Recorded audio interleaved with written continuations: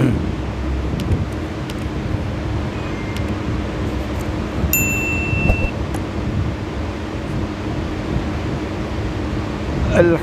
لله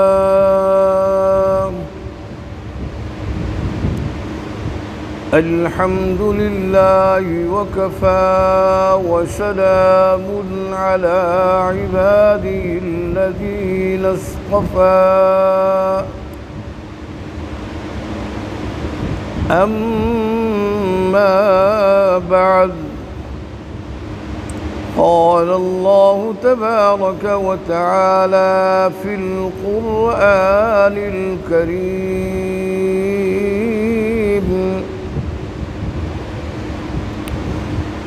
أعوذ بالله من الشيطان الرجيم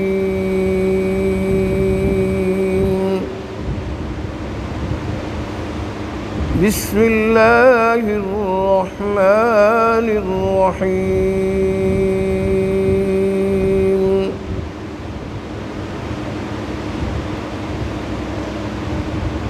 إن صلاتي ونسكي ومحياي ومماتي لله رب العالمين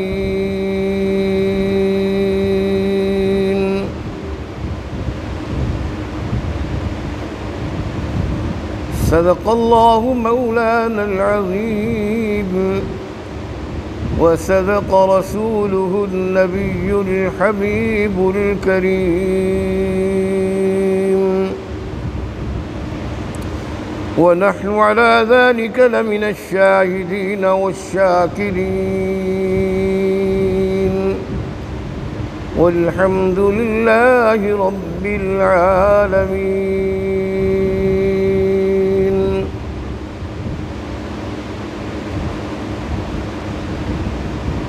سامعین محترم،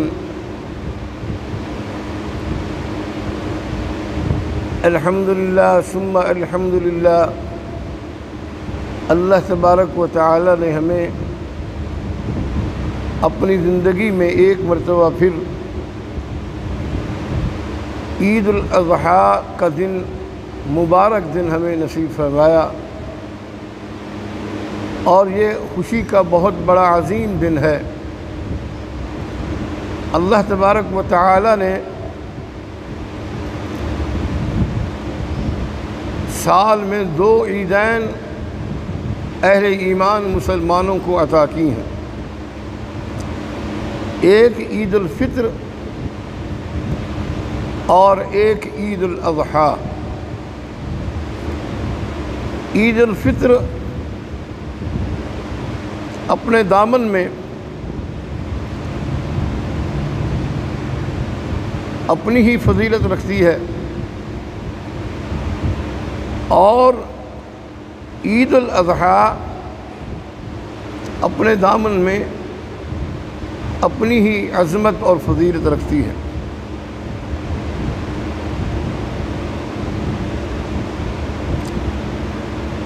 میرے دوستو، جو لوگ یہ راگ الاپتے ہیں، جو لوگ یہ راگ الاپتے ہیں کہ قربانی ملاؤں کی ایجاد ہے، یہ قربانی ملاؤں کی ایجاد ہے،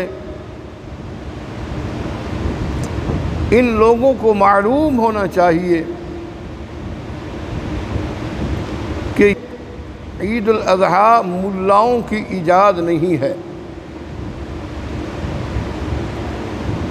بلکہ سرکار دو عالم صلی اللہ علیہ وسلم کا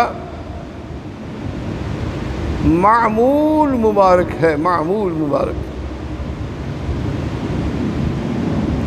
آپ صلی اللہ علیہ وسلم نے اپنی زندگی مبارک میں مدینہ منورہ میں 10 سال تک قربانی کی ہے، اپنی زندگی مبارک میں 10 سال تک قربانی کی ہے، یہ اور آپ کا یہ معمول مبارک تھا۔ تو اس لیے میں آپ حضرات کے سامنے ایک ایسی حدیث بیان کرتا ہوں، آپ صلی اللہ علیہ وسلم کا ایک ایسا فرمان پیش کرتا ہوں جس سے یہ معلوم ہوتا ہے کہ حضور اکرم صلی اللہ علیہ وسلم نے پوری زندگی میں متواتر اور مسلسل قربانی کی ہے، مسلسل۔ آپ صلی اللہ علیہ وسلم نے متواتر اپنی زندگی مبارک میں قربانی کی ہے۔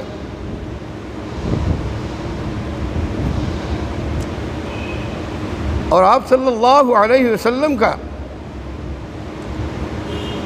یہ معمول مبارک تھا کہ وہ ہمیشہ قربانی فرمایا کرتے تھے۔ ان کی ہمیشہ یہ ایک ترتیب رہی ہے کہ آپ صلی اللہ علیہ وسلم ہر سال باقاعدگی کے ساتھ قربانی کیا کرتے تھے۔ سیدہ امی عائشہ رضی اللہ عنہا روایت کرتی ہیں کہ رسول کریم صلی اللہ علیہ وسلم نے فرمایا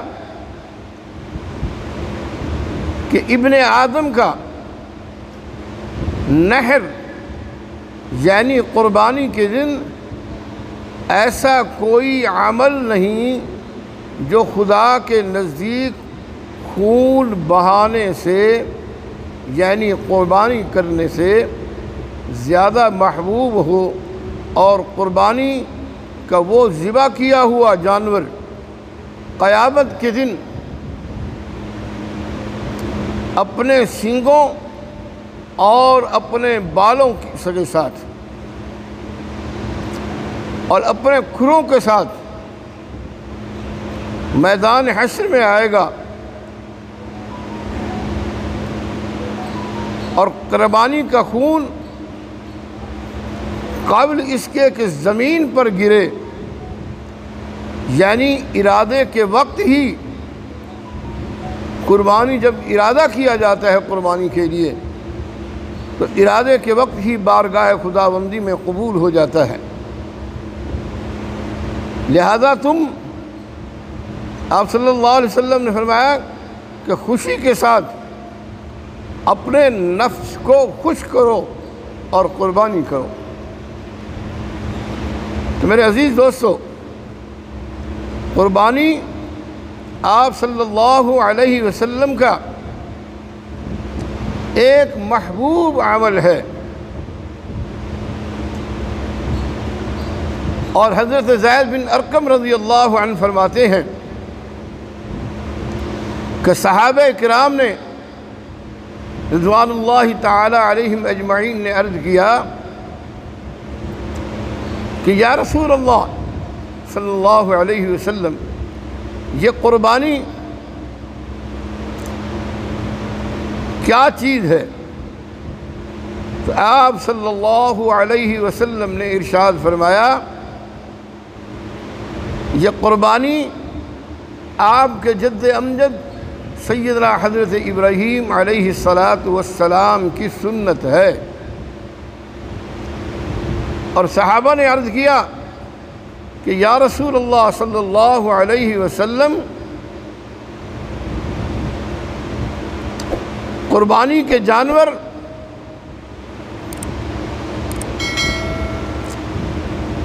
یہ قربانی کے جانور کو ذبح کرنے میں ہمارا کیا فائدہ ہے، ہمیں کیا فائدہ ملے گا؟ تو آپ نے فرمایا تمہارا فائدہ یہ ہے کہ تمہیں قربانی کے جانور کے ہر بال کے بدلے میں ہر نیکی ملے گی، ہر بال کے بدلے میں ہر نیکی۔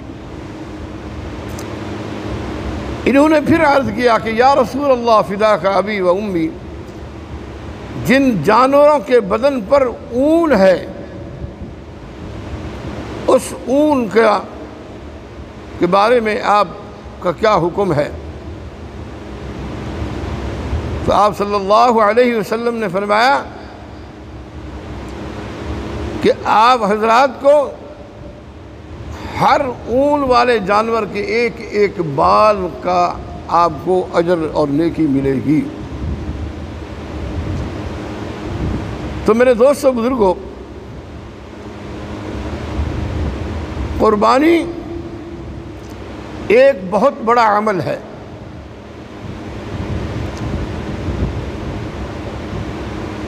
قربانی جو ہے یہ ہمیں کیا سبق دیتی ہے؟ قربانی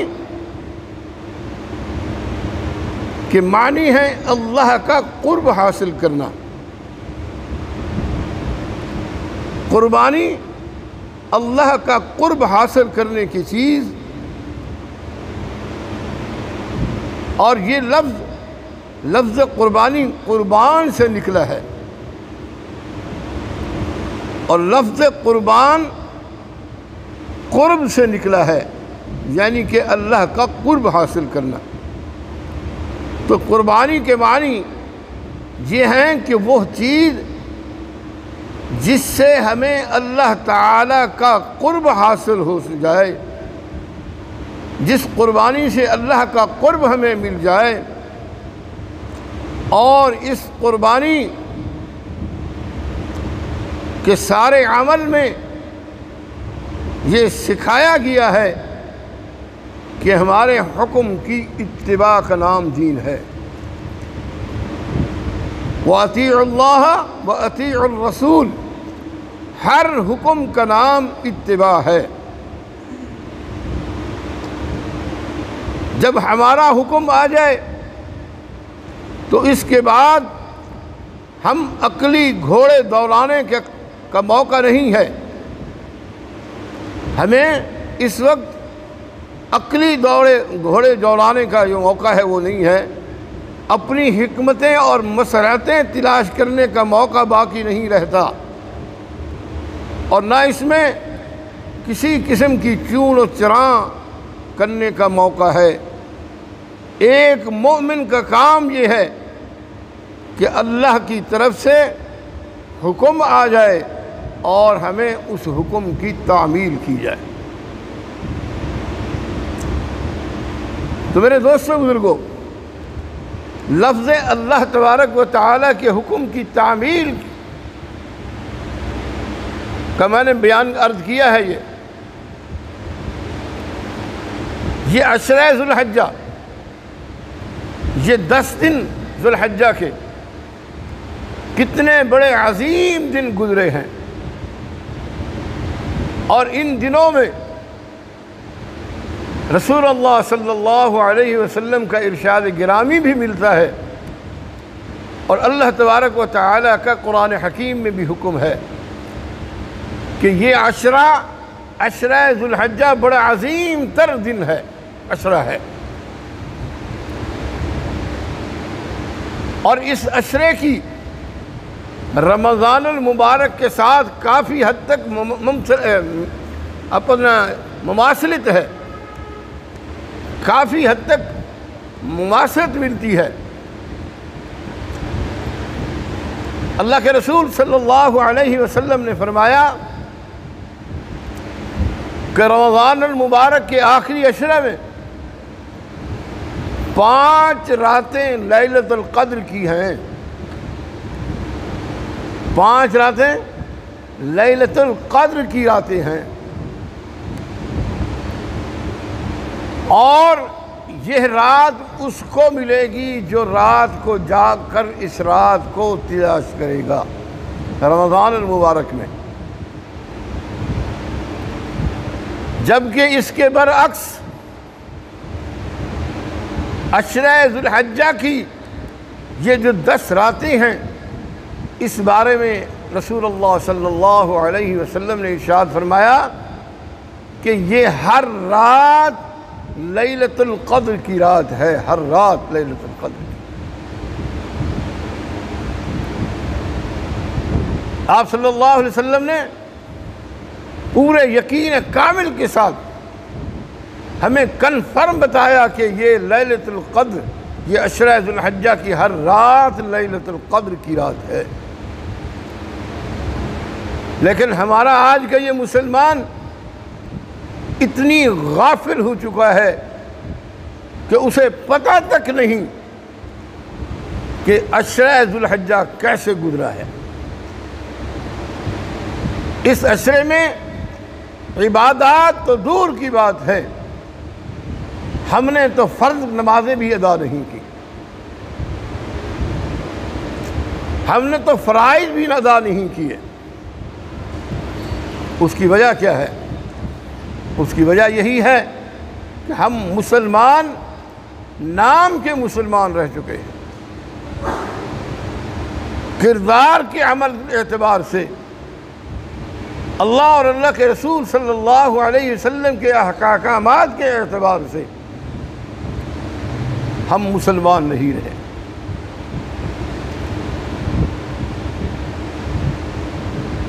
ہم صرف اپنا نام مسلمانوں میں گنواتے ہیں، لیکن ہمارا ہر عمل،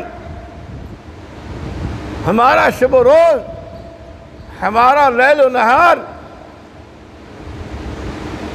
ہماری زندگی کے تمام تر معمولات،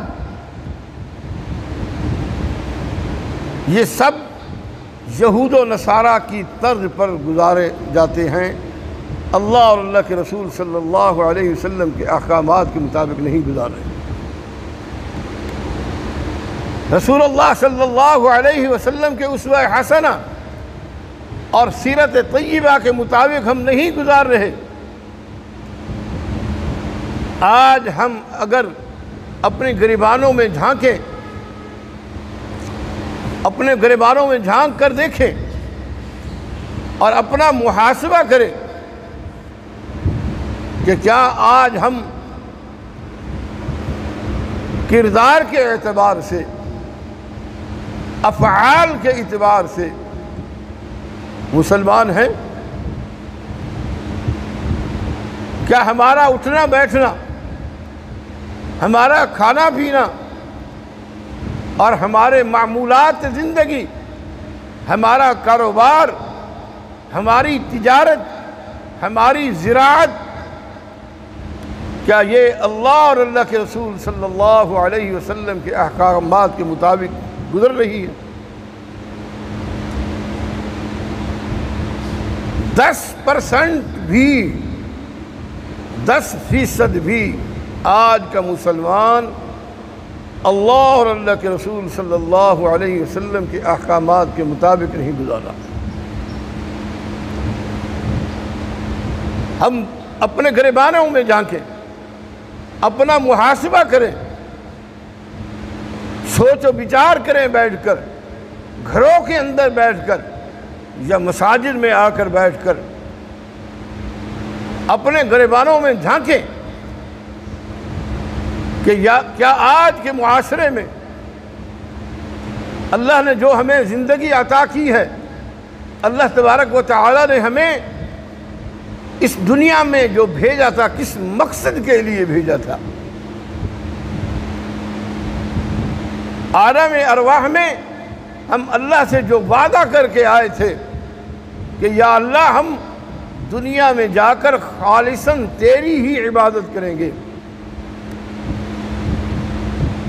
اور ہر حکم تیرا ہی مانیں گے۔ میرے دوستو بزرگوں، دنیا میں آ جانے کے بعد ہم نے اللہ سے کیا ہوا وعدہ بھولا، اللہ سے بات کیا ہوا وعدہ چھوڑ کر ہم اپنے اصلی دشمن شیطان ابلیس کی پیروی کرنے لگ گئے۔ 5 وقت کی نماز، 5 وقت کے یہ فرائض ادا کرنے چھوڑ دیے، اللہ کا ذکر کرنا چھوڑ دیا، اللہ کی یہ مقدس کلام قرآن مجید کی تلاوت کرنا چھوڑ دی، اور ہم نے اپنی زندگی کے معمولات میں زراعت ہو یا تجارت ہو یا دیگر کاروبار ہو، ہم نے اس میں سیرت طیبہ کا کوئی ایک پہلو اس میں نہیں داخل کیا۔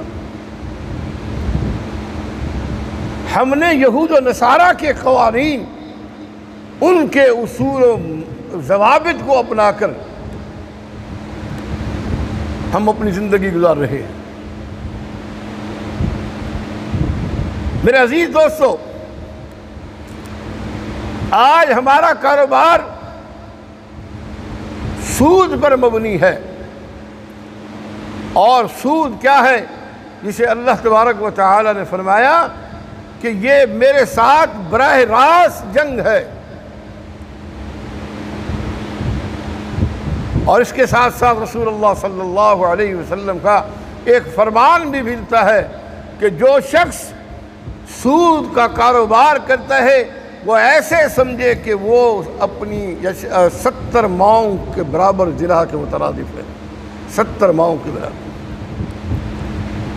لیکن آج کا ہمارا تاجر، آج کا ہمارا کاروباری، اپنے آپ کو مسلمان کہلانے والا، مسلمان ہونے کا دعوے دار، اس کا کام، اس کا کاروبار، اس کی تجارت سود پر مبنی ہے، اور ہماری زندگیوں میں جھوٹ، فریب، دھوکہ اور نہ جانے دنیا کے کتنے ایسی خرافات ہیں، اتنے بڑے بڑے برے اعمال ہیں جنہیں ہم نے اپنی زندگی کا اوڑھنا بچھونا بنا رکھا ہے۔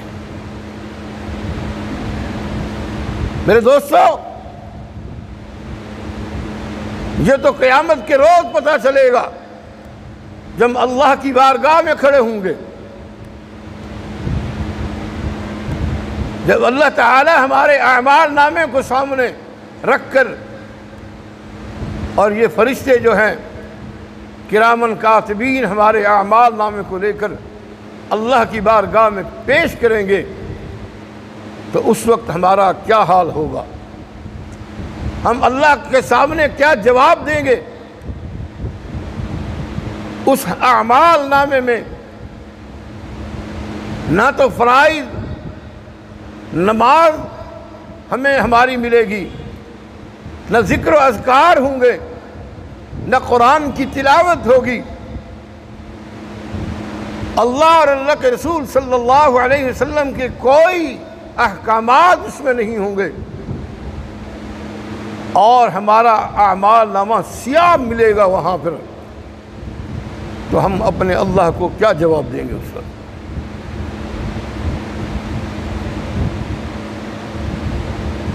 اس ایسے اعمال نامے کے بارے میں، جو اعمال نامہ ہمارے بائیں ہاتھ میں دے دیا جائے گا، اور فرشتوں سے کہا جائے گا کہ انہیں اس بندے کو گھسیٹ کر جہنم میں لے جاؤ، جا کر جہنم میں پھینک دو۔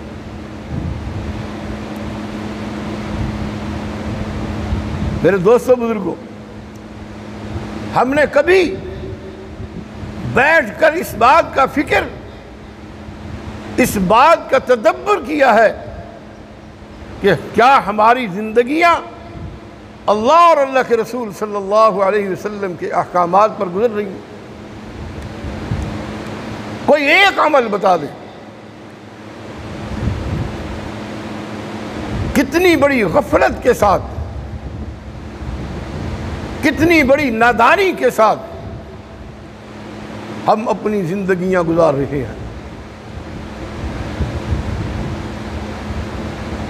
میرے دوستوں، بزرگوں، اللہ معاف فرمائے، اللہ معاف فرمائے کہ آج کا مسلمان تو اتنی بڑی ڈٹھائی کے ساتھ، اتنی بڑی بے حیائی کے ساتھ اللہ اور اللہ کے رسول صلی اللہ علیہ وسلم کے احکامات کو بڑی بے حیائی کے ساتھ ان کو اڑائے جا رہا ہے۔ اب تو اللہ کے دین کو مذاق بنا دیا گیا ہے، ہر بات پر ٹھٹھا مخول کیا جاتا ہے۔ اگر ہم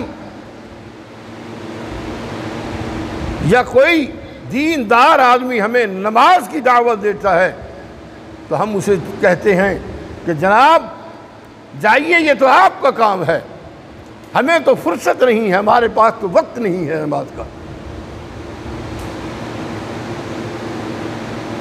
تو میرے دوستو بزرگوں، میں یہی عرض کر رہا تھا ابھی، یہ جو عشرہ رمضان عشرہ ذی الحجہ گزرا ہے، آپ اس عشرے میں پورے یقین کامل کے ساتھ آج کے اس عید الاضحیٰ کے اجتماع میں کوئی ایک آدمی کھڑا ہو کر یہ بتائے کہ میں نے اللہ اور اللہ کے رسول صلی اللہ علیہ وسلم کے احکامات پر مکمل طور پر عمل کیا ہے۔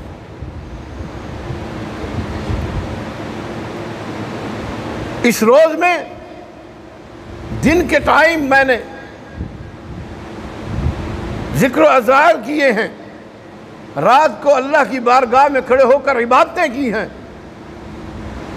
اللہ کے رسول صلی اللہ علیہ وسلم نے فرمایا کہ عشرہ ذی الحجہ کا ایک دن 1000 دن کے برابر ہے، 1000 دن کے برابر، 1000 دن کے برابر۔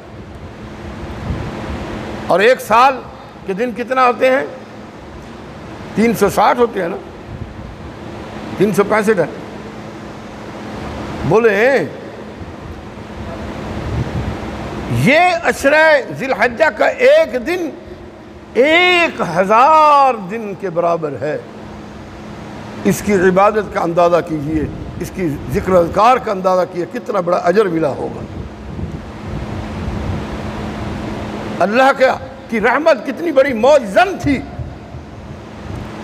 اور پھر اس کے بعد یہ 9 ذی الحجہ کا دن جو تھا، آپ صلی اللہ علیہ وسلم نے فرمایا کہ یہ 10,000 دنوں سے بھی افضل دن ہے، 10,000 دنوں سے افضل۔ وہ ہمارے کانوں میں جوں تک نہیں رینگی، 9 ذی الحجہ کا عشرہ بھی گزر گیا۔ اور پوچھیں کہ جناب کون ہیں؟ جی جناب ہم تو عاشق رسول ہیں، ہم تو اہل ایمان ہیں، مسلمان ہیں۔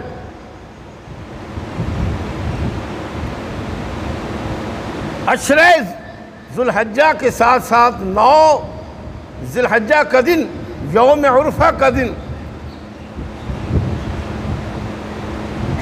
گزر گیا، پتہ تک نہیں چلا۔ اور آج کی قربانی کا دن 10 ذی الحجہ کا دن، یہ بھی بہت بڑا عظیم دن ہے، لیکن اس دن کو بھی ہم آج خرافات میں، آوارہ گردی میں اور عجیب و غریب مجالس میں بیٹھ کر فواحشات و منکرات کریں گے، اللہ کے غضب کو دعوت دیں گے۔ میرے دوستو، زندگی کا کوئی پتہ نہیں، آج ہیں کل نہیں ہوں گے، آج نہیں ہیں کل نہیں ہوں گے۔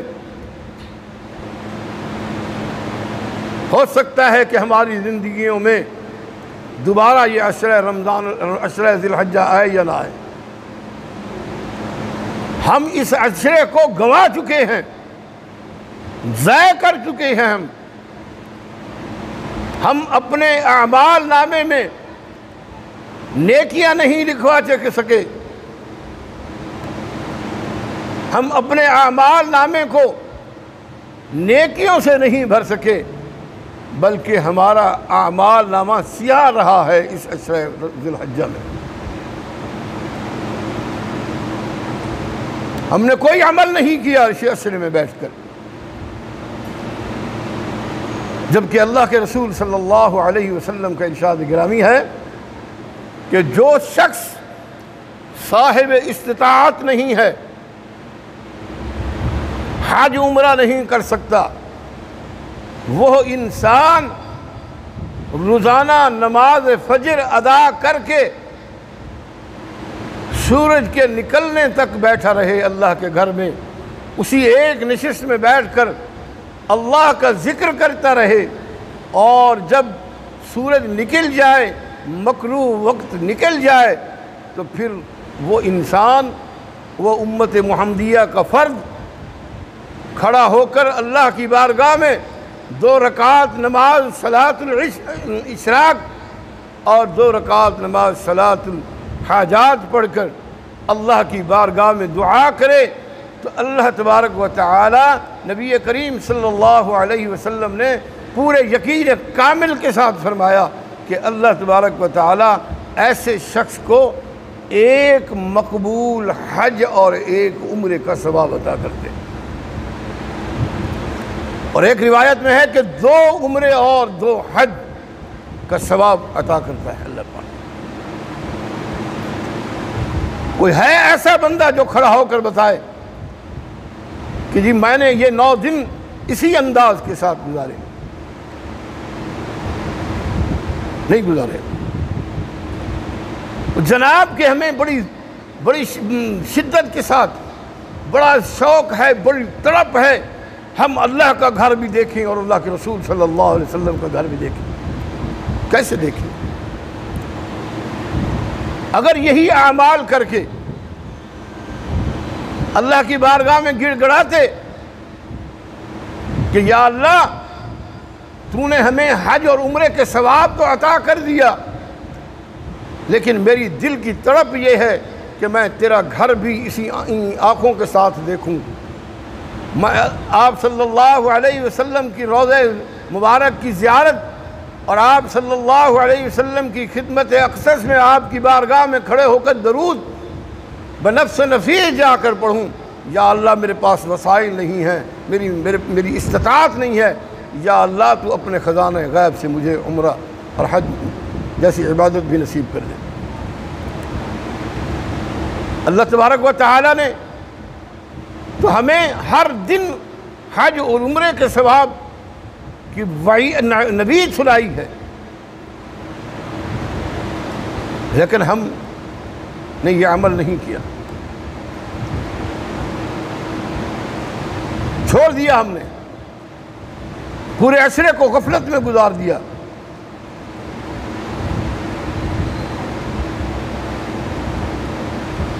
اور آج کے مہنگائی کے دور میں خیر ویسے تو قربانی بہت کم ہو رہی ہے،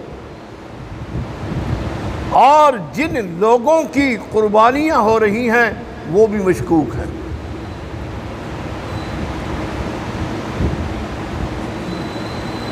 اللہ نے قرآن کریم میں حکم فرمایا کہ لن ینال اللہ لحومها ولا دماؤها ولكن يناله التقوى منکم۔ اللہ تبارک و تعالیٰ کا ارشاد ہے کہ اے ایمان والو، اے اہل ایمان، مجھے نہ تمہارے خون کی ضرورت ہے، نہ مجھے تمہارے گوشت کی ضرورت ہے، مجھے تو تمہارے اخلاص اور تقوی کی ضرورت ہے۔ اور لفظ تقوی کا ہم اگر گہرائی کے ساتھ مطالعہ کریں، پوری گہرائی کے ساتھ، آج ہمارا کاروبار کرتے ہیں، دھوکہ دہی کے ساتھ ہم کاروبار کرتے ہیں،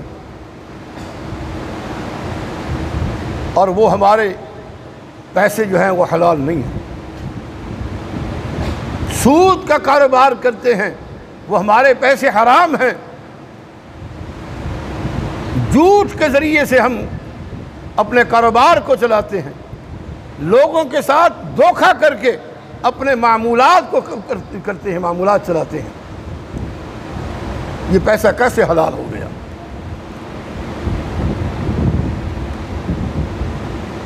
اور اب تو ہم عقائد کے اعتبار سے بھی دیکھیں اپنے آپ کو۔ عقائد کے اعتبار سے بھی انتہائی گمراہ کن عقائد رکھتے ہیں۔ اللہ اور اللہ کے رسول صلی اللہ علیہ وسلم پر ہمارا ایمان نہیں رہا، ہمارا یقین نہیں رہا، اور ہمارا کوئی عمل اللہ اور اللہ کے رسول صلی اللہ علیہ وسلم کی شریعت مطہرہ کے مطابق نہیں گزر رہا۔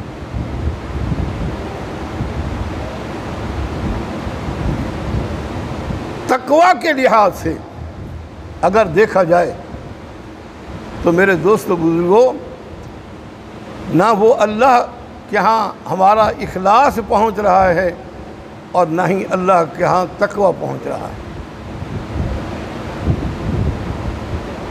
سوچیں، کیا ہم اپنی زندگیوں میں جو معاملات چلا رہے ہیں، کسی بھی شعبے کو دیکھ لیں، سرکاری اداروں کو دیکھ لیں، ان میں کیا ہو رہا ہے؟ سرکاری ادارے کا ہر افسر رشوت کے بغیر کام نہیں کرتا۔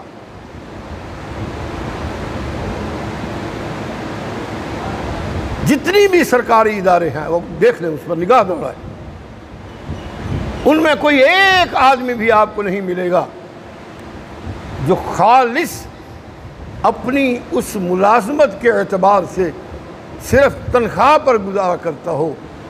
وہ روزانہ رشوت لے کر اپنے مسلمان بھائی کے ساتھ ظلم و زیادتی کر کے اس کا کام کرتا ہے، اور جو رشوت لیتا ہے، آپ صلی اللہ علیہ وسلم نے فرمایا کہ وہ میری امت میں نہیں ہے،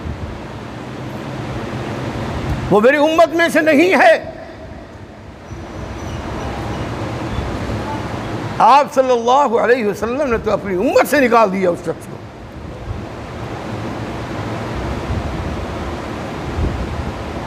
اور میں بڑی ہے تو بدقسمتی کی بات، پچھلے دنوں میں نے ایک کلپ دیکھا،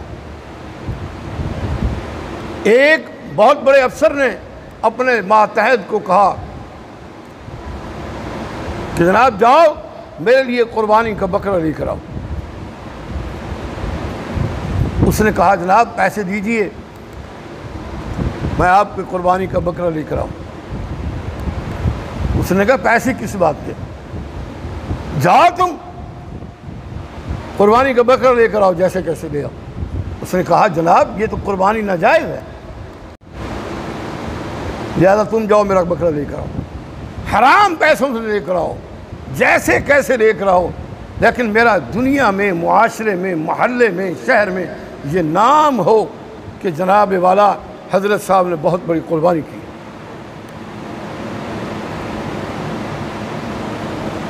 غور و فکر کریں، تدبر کریں، میں دعوت دے رہا ہوں فکر کی۔